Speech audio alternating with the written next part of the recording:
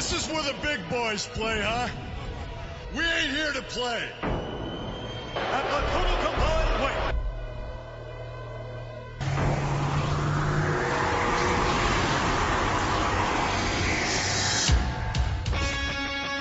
At the total combined weight of 589 pounds.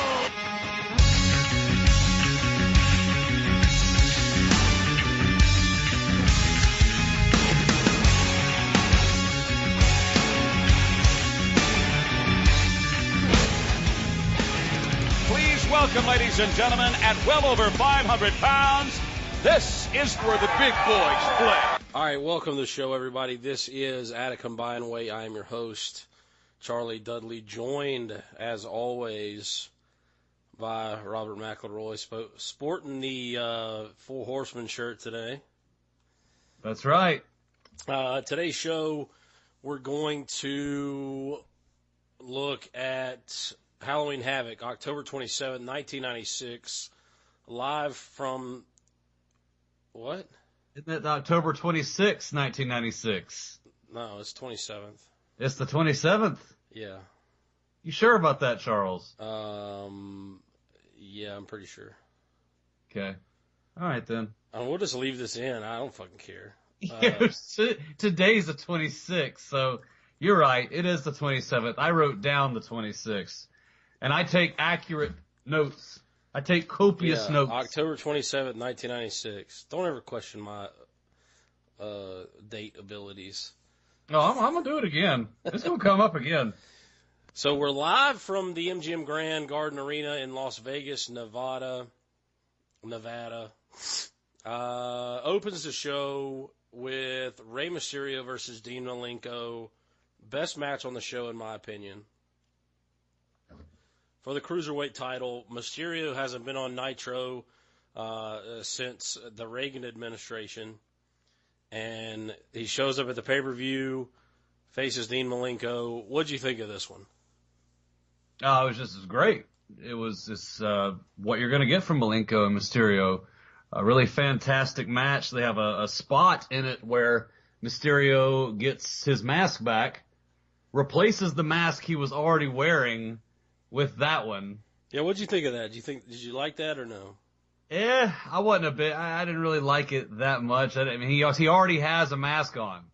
But I mean, if you're a fan that's been watching Nitro for weeks on end leading into it, I mean, I don't doubt that some people probably popped for that. Yeah. I didn't really care for it. I didn't really remember it as being like important to me. I thought it was kind of dumb, I guess, that Malenko was carrying around Rey's mask for weeks. But overall, from a psychology standpoint, this is exactly what you want in a wrestling match. And it would have been so much better had they actually built this feud to matter. Oh, yeah. Outside of, just these two guys going back and forth. But it is great psychology. Malenko, trying to wear Rey down, wearing down the legs, working the legs, and Rey using his athleticism to kind of even the score because he can't really mat wrestle with Malenko. And I thought the finishing sequence was really good. Mysterio does the double leg Rana pin. Malenko kicks out. Mysterio kicks out of the springboard powerbomb. He goes for the Rana. And Malenko powerbombs him, and then Malenko has to get him in a gut-wrench powerbomb off the top rope to get the win.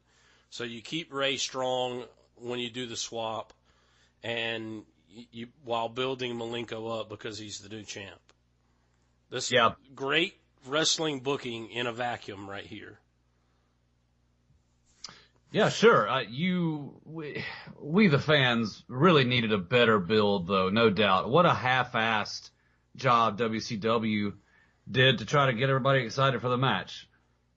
I mean, all you had was just them talking a little shit into the camera on the way to the ring or as they're exiting their match. Well, Rey hasn't been on Nitro in several weeks. Well, right, yeah, so you just had that from Malenko. And he's carrying around his mask. That's it. Yeah. That was all, maybe we they did some had. stuff on Saturday night, but they definitely didn't do anything on Nitro. Sure, I mean, house shows, what have you, perhaps, Right. but Backstage segment up next with Lee Marshall and Jeff Jarrett. Lee Marshall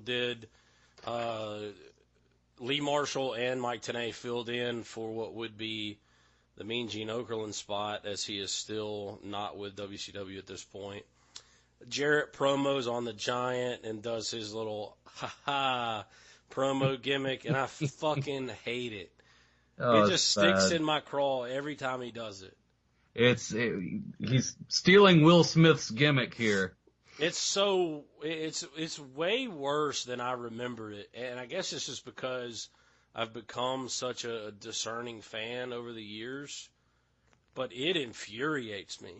Yeah, And well, how same he here. always he talks with his two fingers quite a bit, and he does the ha ha and oh ho. It's like, are you fucking Santa Claus or something?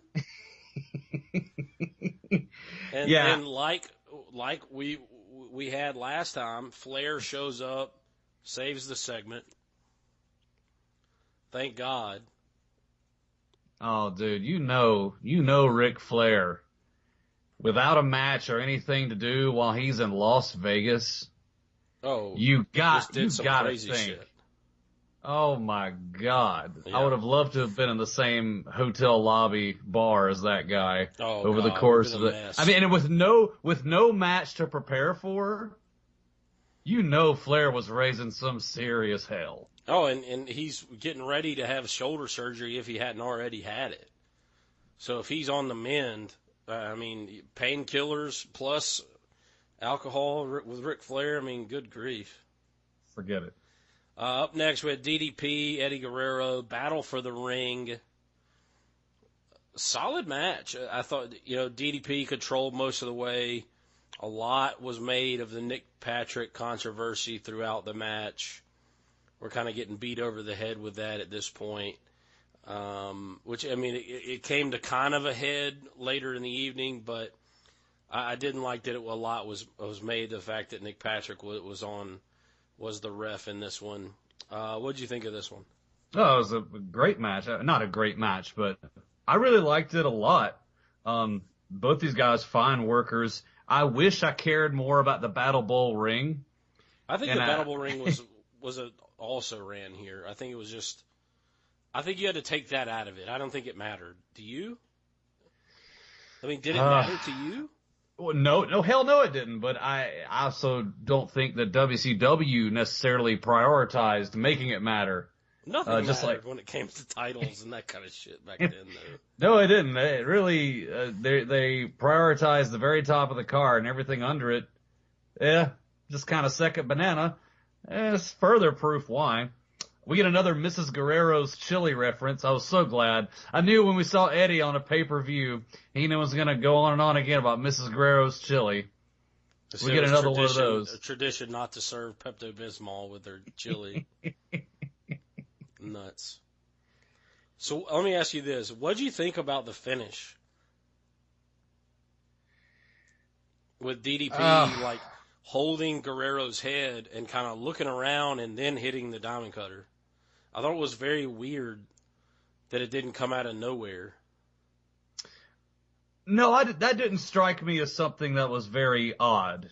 Really? Yeah, as far as the finish is concerned, I mean, we get more of the Nick Patrick shenanigans. Yeah. Which, like you say, I'm done over at this point, yeah. Over it, dude. I guess I wasn't expecting the match to end that way. Typically DDP comes off of a move that they're trying to do to him, or it looks a little more spectacular, but he's standing there with his right arm outstretched, like holding Guerrero's head in the bend of his arm. And then he just kind of waits and then drops him. I wasn't expecting it, I guess, because I wasn't looking at the time sequence. But I see. Whatever. I mean, some of them happen faster than others. Some of them Right. slower than others. I mean, maybe they're just kind of messing with the different kinds of ways that it can happen. Yeah. Maybe we'll see more of that going forward. Up next, backstage segment with Mike Tenay and the Macho Man Randy Savage. Macho cuts a brief promo, but the whole point of the segment was so that Macho Man could draw a name for the winner of the grand prize of winning his monster truck, which we would see later in the show. And they kind of quantified the contest as it was a street legal version of the monster truck because they weren't giving away a monster truck. But a woman from Michigan wins a Slim Jim Halloween Havoc Macho Man streamers hat monster truck. Joan McCulloch of Romulus, Michigan. I wonder if she still had it or she sold it. Like, that's the kind of like investigative reporting I want to see. Is like follow-ups to sweepstake winners from wrestling shows. That would be a fantastic idea for like a documentary or something. I mean, I can go talk to some people. Let's try to find that woman and ask her, hey, did you actually drive the monster truck? Did you sell it? Did you join the contest with family members? I think it'd be a fascinating idea to talk to. I mean, WCW did a lot of these giveaways. And you could even branch out and do it to WWF and, you know, McMahon's Millions and that kind of thing. Like, you know, when you got the money, what's the first thing you did? Were you an actual, like, big wrestling fan, or did you just enter the contest? You know, do you still have the Macho Man Randy Savage monster truck? Yeah, like, was it... Is it dilapidated and all the streamers gone off of it and, like, the hat fell off, or does it kind of tilt to the side? I mean, was it well made or what? Were you, like, without a vehicle and taking the bus everywhere before you won this truck? Was this, like, your saving grace and you were, like, late to work all the time, but now you your 9-to-5 job? Dude, did you maybe give it to your son? You couldn't afford a vehicle for his 16th birthday, so it was your son's truck. You know how fired up this child would have been. That would have been huge. You're driving a Macho Man monster truck to high school. This whole segment was so goofy. It was hugely goofy. The canister that all the names are in of the people that could potentially win the monster truck are in this, like, this Slim Jim looking canister, and Macho Man's like acting like it's really hard to snap into it.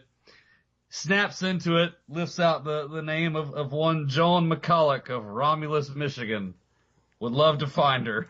That'd be so funny. So damn funny. The whole thing was just so... I remember it was kind of awkward because Mike Tenay makes everyththing awkward, I think. On his backstage segments, it's so bizarre and awkward.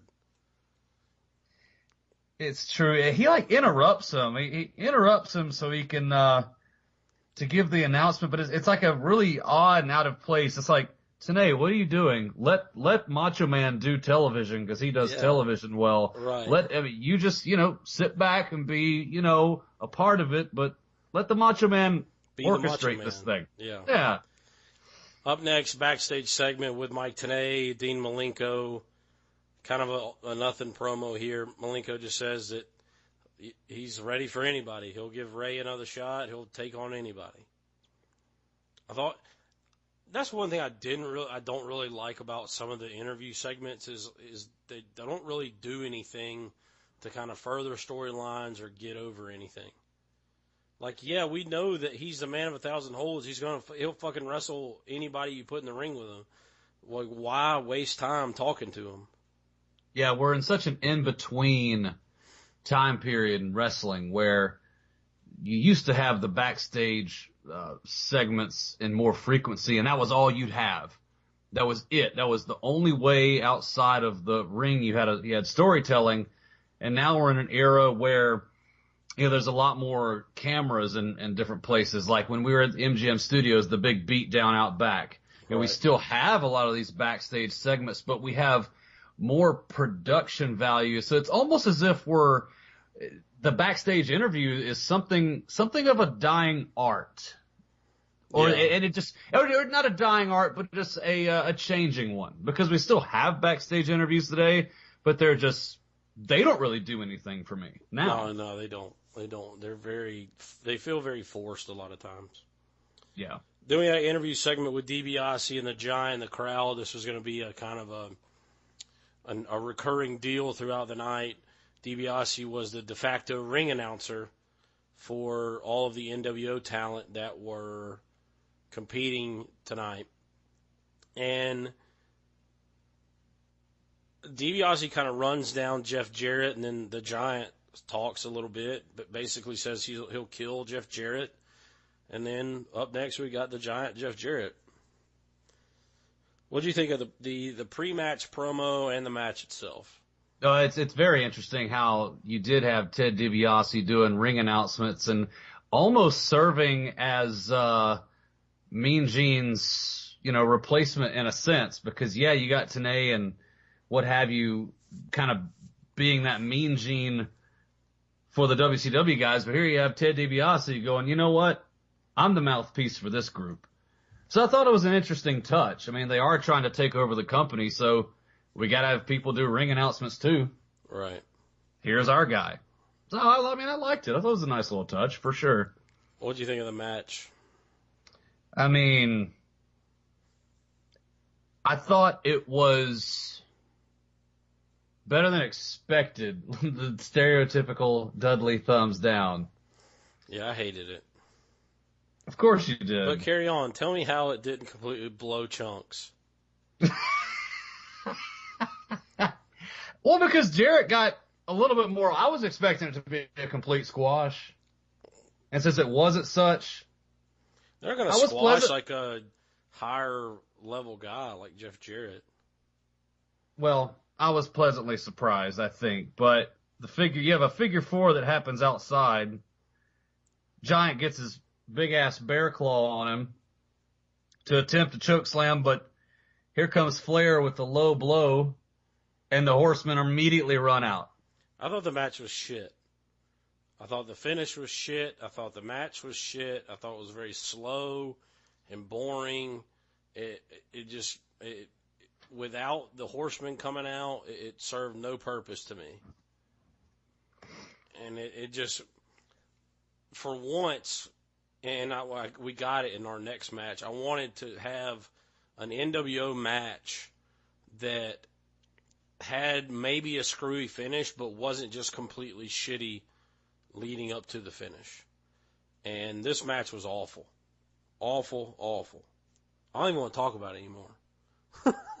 If you want to talk about it, you go ahead. It was terrible.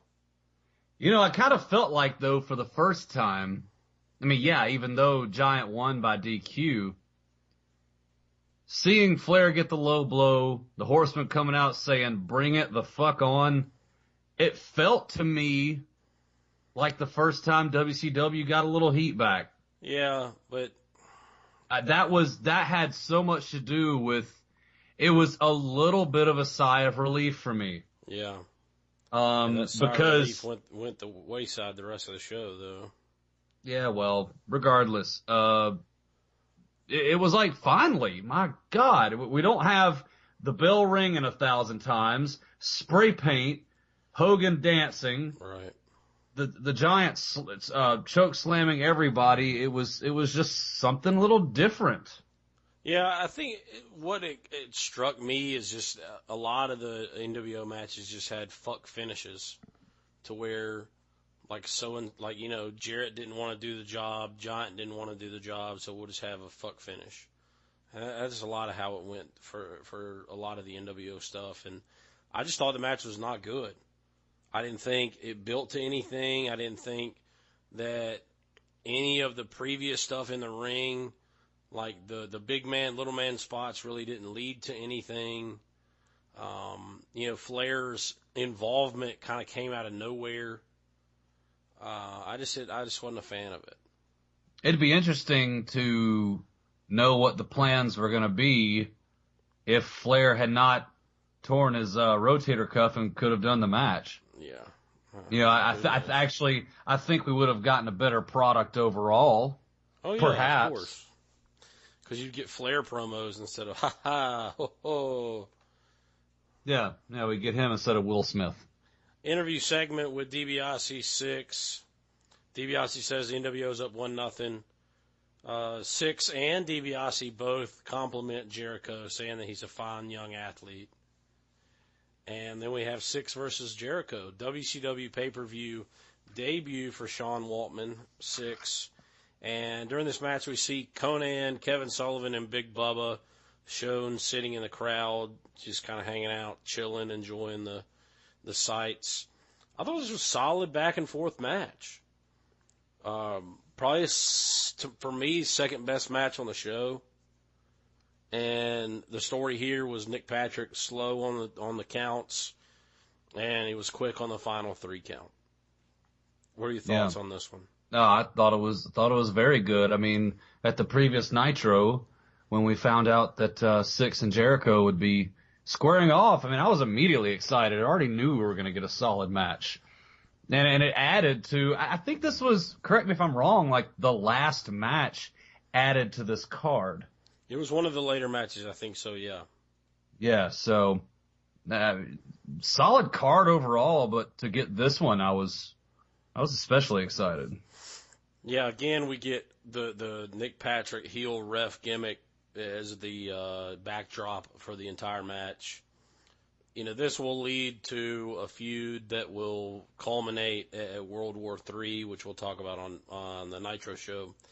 But 6 gets the win with a spinning heel kick, quick count by Patrick.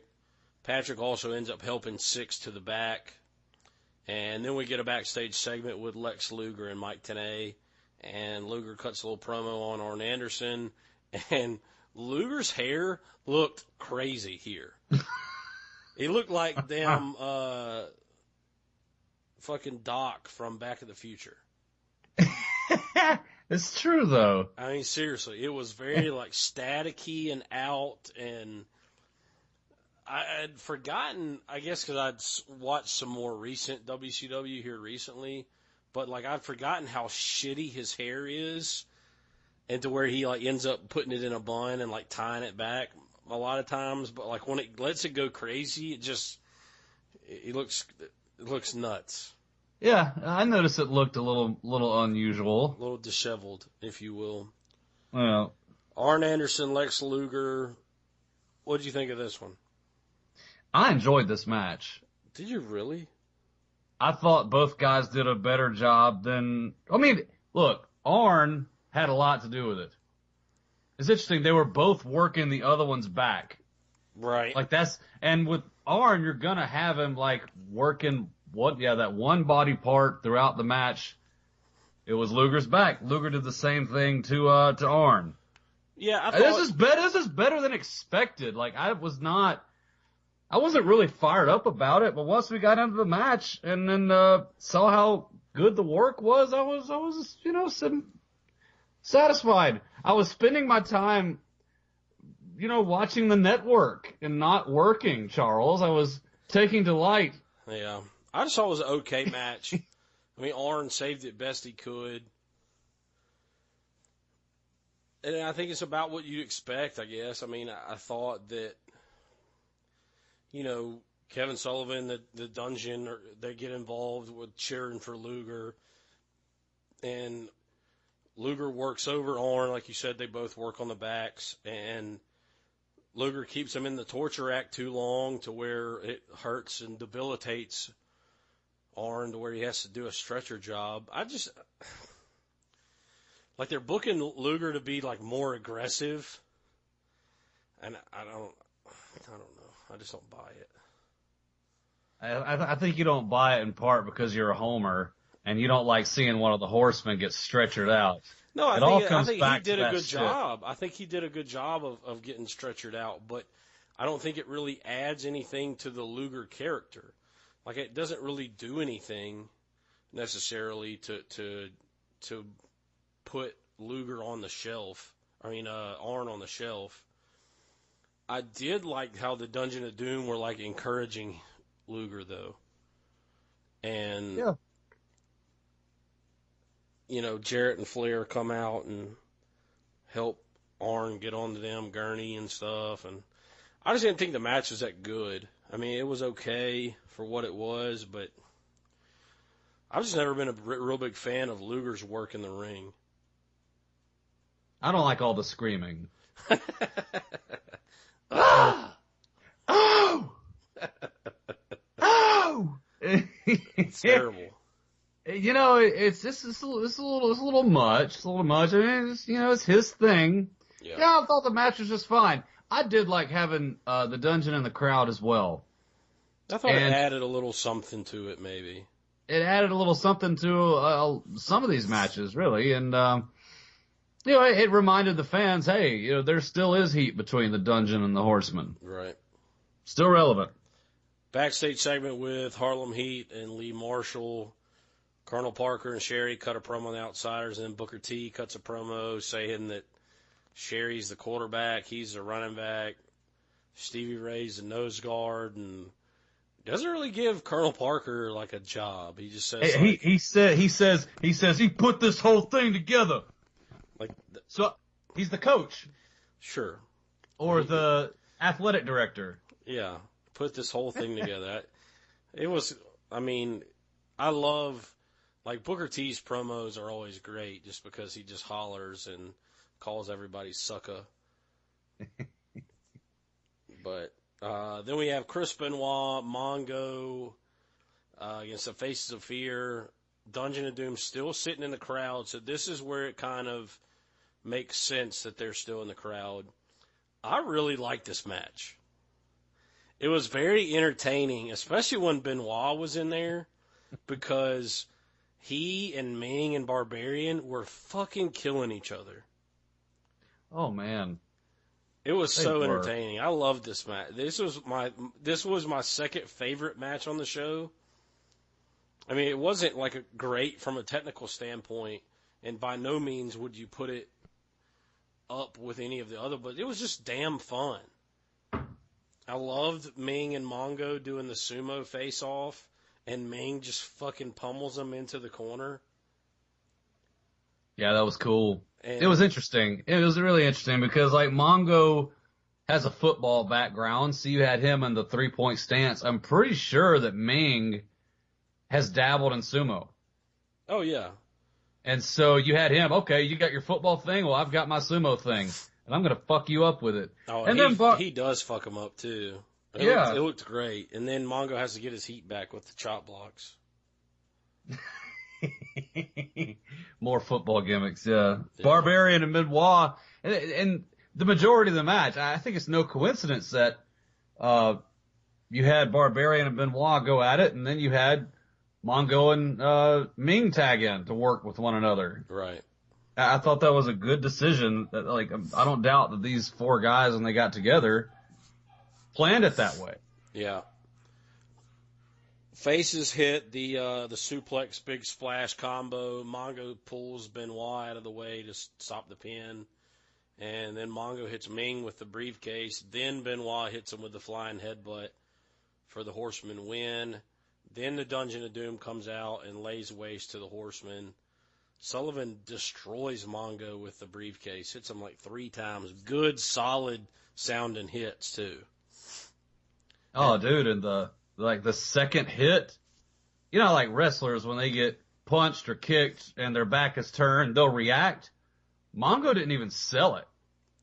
Well, he's laying on the ground. It's like he's dead. It's like he's dead. Then we get your inside portion of the evening with Kevin Sullivan telling Woman that he's about to prove how he's still the man, and then he kicks Benoit, and then the announcers start kind of wondering what he's talking about, and kind of bringing that to the forefront. They do it again on Nitro as well.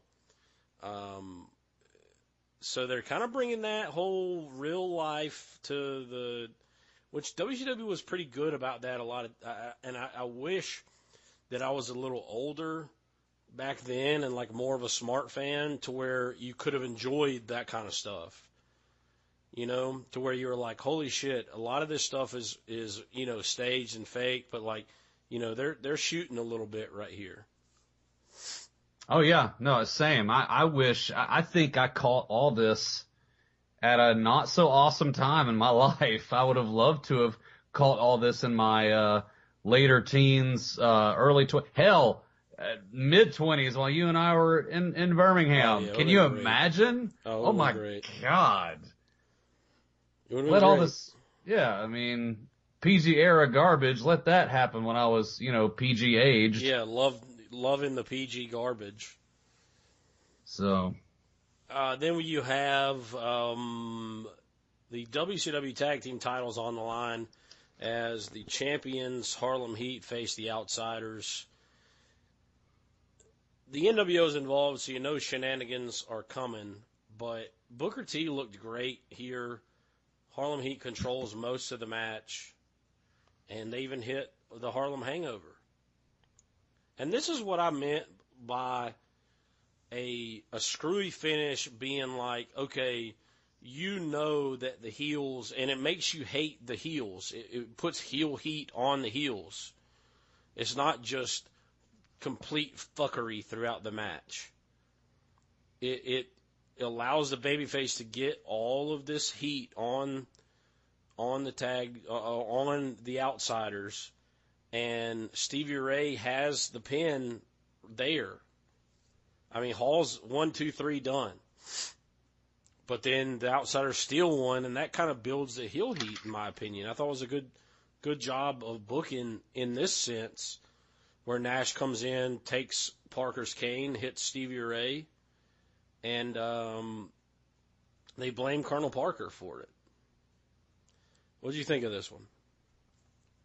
Yeah, I enjoyed it a lot. I like how Colonel Parker and Sherry will get involved at the opportune times and add a little something to the match. It's an interesting little group there, Harlem Heat, Sherry, and Colonel Parker. It's a very, very odd dynamic. It is, but they just weirdly make it work. Yeah, they do. Isn't it interesting how they just, in this screwy, interesting little world of wrestling, they just make it interesting, and you buy it as a fan, you buy it just fine. Right. This is, like you said, I mean, everything you said is very true. Damn Outsiders are your champs. Yeah, I mean, it puts another feather in the cap of the NWO. They now hold the tag titles and the World Heavyweight title. And I just thought it was a good booking decision the way that they did it. I think the Harlem Heat doesn't look less strong. It doesn't weaken Harlem Heat coming out of the match, because so many times they've won matches because Colonel Parker has gotten involved. And now Colonel Parker gets involved, and it costs him the match because Nash takes the cane and lays waste to Stevie Ray. So I thought it was a good booking decision. Nice little, I guess the person who booked the Malenko Mysterio match also booked this one. Yeah, no, it's interesting how when Colonel Parker got involved here that the blame is now on him. He's going to have to do a little saving of face, which he'll do the following week. Right. Main event of the evening, Hollywood Hulk Hogan, your WCW Heavyweight Champion, against Macho Man Randy Savage, which looks fine as far as his mental state. Is he going to show up? Yeah, he was fucking breaking up fake Slim Jims earlier in the show. I think he's going to show up. Hogan cuts a promo in the crowd, pushes 3 ninjas and Santa with muscles, and he's escorted to the ring by the Giant and Ted DiBiase.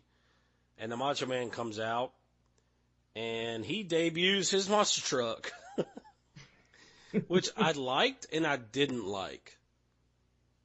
I liked the fact that he brought the monster truck out because I wanted to see the fucking monster truck. I thought it was cool, a nice little nostalgic pop when monster trucks were a thing. A big thing. I guess they're still a thing now, but it was really, really popular in the same vein as wrestling was back then. But I didn't like how Macho Man didn't just come out and want to murder Hulk Hogan. All this heat that's built up where, they're intimating that Savage is pushed over the edge to where he's going to do physical harm on Hogan, and he goes over and is fucking around with a damn monster truck. And the truck takes forever to finally come out. Oh, yeah. It's like it takes a minute. Yeah, it does. Yeah, no, I liked seeing it as well, and it was funny that it had a massive hat on top and streamers, and it was macho as a truck. It was fantastic, but, yeah, I mean, you do have a ton of heat, and Savage has been made look like a jackass for weeks, and the match takes forever to get underway. It takes so long. It sucks. And Randy Anderson right now has just about as much heat on me as Nick Patrick. Because every time Macho is about to, like, it seems as if every time he's got a clear shot on Hogan's ass, either with a chair or some kind of object, or even fucking fists, Randy Anderson's like, no, wait, Hogan's back is turned. He's leading a faction that's trying to take over the company, dude. Yeah. I mean, I know you're just trying to be a good referee and call it down the middle, but you know what? I don't know. He overcooks my grits sometimes. I hated this whole thing. The whole match from bell to bell, fucking hated it. It sucked. I hated every single bit of it. All this build for all of these weeks where you have all of these NWO segments leading up to this big crescendo where Macho Man's going to get his heat on Hogan and he fucks around with a monster truck. Then he gets to the ring and he cuts a promo. You know, the Macho Man character has been built over the years at this point. You know, he was huge in the 80s. The type of heat that they had against each other at WrestleMania 5 is what you would like to have seen here at Halloween Havoc. I think it would have been fantastic to see Savage undress for the match as he's walking down the ramp. You know, throw his fucking hat, take his jacket off, start talking shit as he's not like sprinting down there, you know, to where he could fall or something, but, you know, taking his clothes off like I'm ready to fucking annihilate you. And either dispatches the Giant and DiBiase himself, like beats him up as he's going, and just, you know, not allow Hogan to beg off for a good, what seems like 5 to 7 minutes. Like Hogan stalls so damn long and clings to the ropes and has his headband and the sunglasses and the hairpiece. I just hated it. Yeah, I mean, he's pacing around the ring, wasting time, pointing at his head into the crowd like I have mind games here that I have carefully and strategically planned out. It was dumb. It was dumb. The build, though the build wasn't good or great, God, as a fan, you wanted Macho to just unload on him. At and least this is what where he could get some heat on him. Yeah. You know, like, to where Macho's beating the shit out of him, and then the NWO screws him over, and you're like, well, shit, he gets screwed over again. You know, to where it's like a hot start, because I think you took all the air out of the crowd. Because I think the crowd was still kind of into it when the monster truck came out, because they were like, oh, fucking cool, it's a monster truck. And then he comes to the ring, and they're just like, okay, well, he ain't gonna... I mean, they popped huge for the elbow drop, and then you get Nick Patrick screwing up the 3 count again. And you got Randy Anderson being the pillar of the community. Of course. Damn it, Macho, knock his ass out. They'll bring you another referee out. It'll be Nick Patrick. But knock him out and get to Hogan and avenge this shit. Yeah, I thought it was just way too... I thought it was way too overbooked. Too much going on. You know, you have the monster truck, and then you have the promo, and then you have the Giant going to the back, Randy Anderson, Hogan begging off, you got the hairpiece, and then you've got the foreign object, then you've got Liz, and then you've got the Giant that comes back out. I mean, all these things happen in this match. And then Randy Anderson gets knocked down, and then Nick Patrick comes out. It's like, this was 18 minutes of fuckery. And it was infuriating. There's a lot of people involved. And I remember being pissed off as a kid thinking, this is going to be a good match, because I remember watching WrestleMania 5 on VHS and loving it because it was great. They had built to WrestleMania 5, the Mega Powers exploding. These are two best friends, and now they're fighting for the championship, and it's going to be this whole big deal. And it was, the clashing of two big superstars. And here, this is the first time they've wrestled against each other on pay-per-view since WrestleMania 5, and you get a fucking shit show of a mess. Yeah, well, I think you're also a ref bump and outside interference and a foreign object. All of it. Enough instances to where you could put all of it in other matches and be like, okay, there's puck finishes in all the matches. Nope, there's all of it in this one.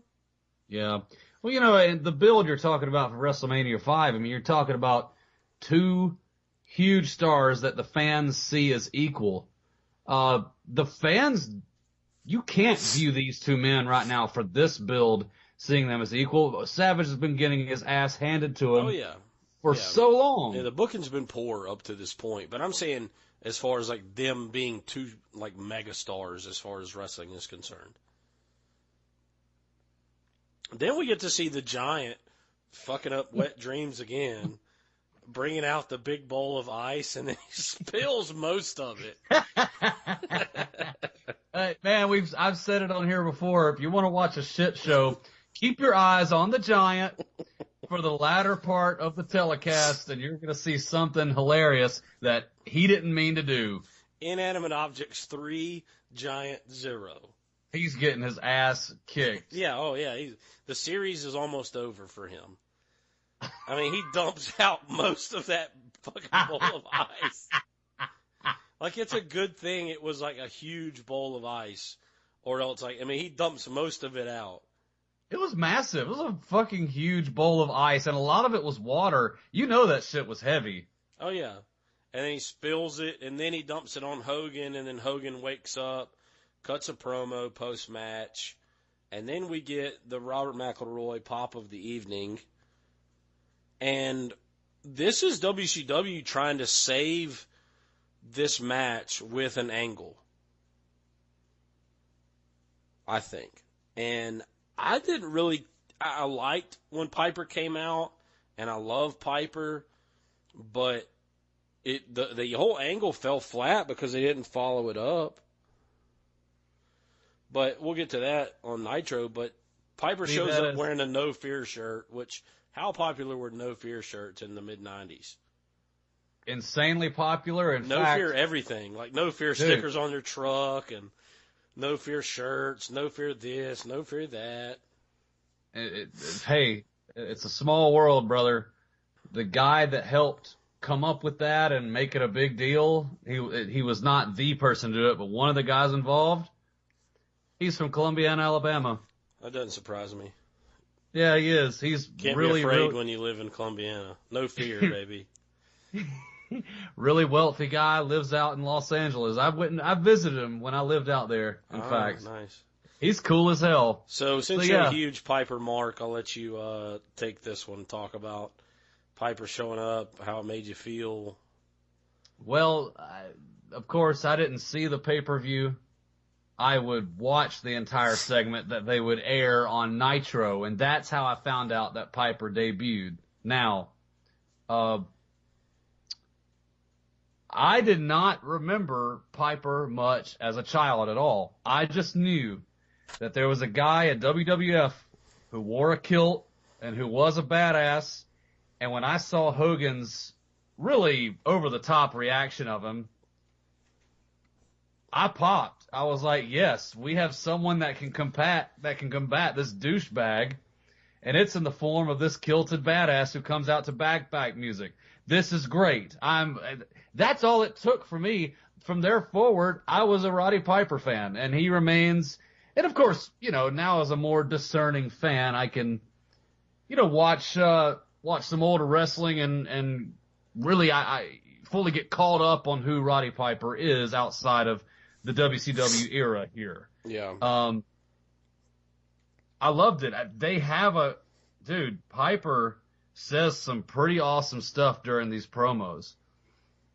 They get in there. Each of them have a microphone. Hi. So awkward. Hogan's obviously scared. Giant stays in the ring. Piper tells him, you've been real bored. And of course he's been bored. It's been the same bullshit every week. Right. He says, I've come to break your monotony. And anytime the Giant steps forward to even flirt with the idea of fucking with Piper, he said, no, Sprout. Calls him Sprout like 4 or 5 different times throughout this exchange. The really iconic moment, no pun intended, and it would be a part of the build going forward. Roddy Piper tells him, I'm just as big an icon in this sport as you are. And I'm just as big of a Hollywood star. Yeah. And he had already... Arguably, I mean, They Live is a bigger movie than anything Hogan's been in besides, like, as a starring role. Because Hogan's been in the bigger movie because he was in Rocky III. Yes. But he has not been in a bigger movie as a lead character than Piper was with They Live. That's true. Yeah, I mean, he throws out the fact that he's a multimillionaire too, and I loved the little, when he threw out the, I'm not here to represent WCW or the NWA or the ASPCA or the SOB. Though I can be one when I want to be. Yeah, he had some fire in the promo, and he brings up the fact that he's shooting a little bit. Yeah, and, love that. I'm the only guy you never beat, and that whole deal. I mean, anytime you have Piper on the mic, it's great. And I guess for you, is you didn't really grow up on the WWF in the early 90s like I did. And, I wasn't old enough.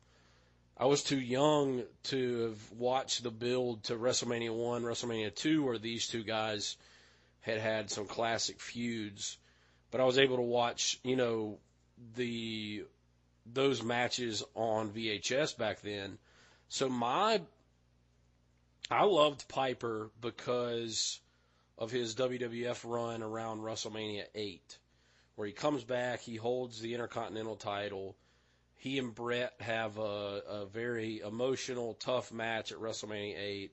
That was my introduction to Roddy Piper from a live perspective.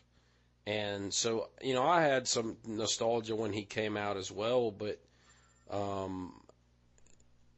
it didn't take the stink of the main event off of this show for me.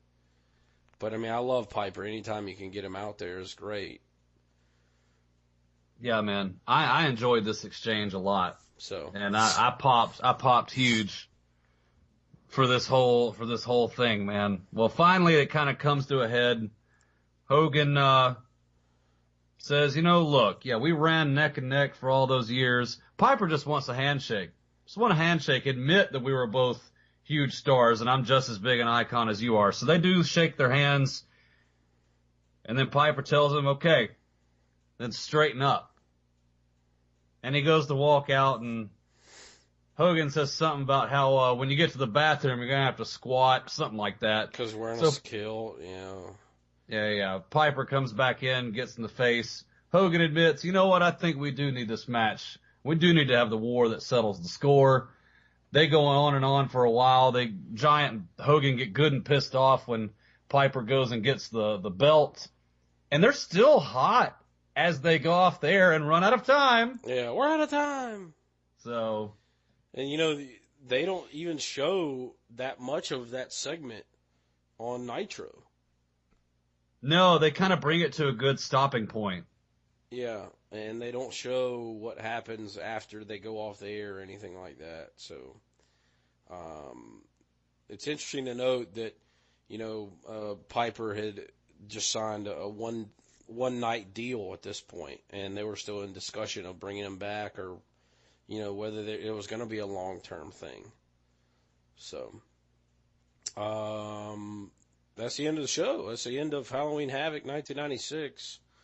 The NWO has won the World Heavyweight title and won the World Tag Team titles, and they claim possession of the United States title. Which I fucking hate, by the way. But they're well on their way to taking over the titles, which I don't mind because at least we get to see the titles on the show every week. So, got anything else to add before we get out of here? Well, that I do want to add that I don't mind seeing an entire faction hold titles.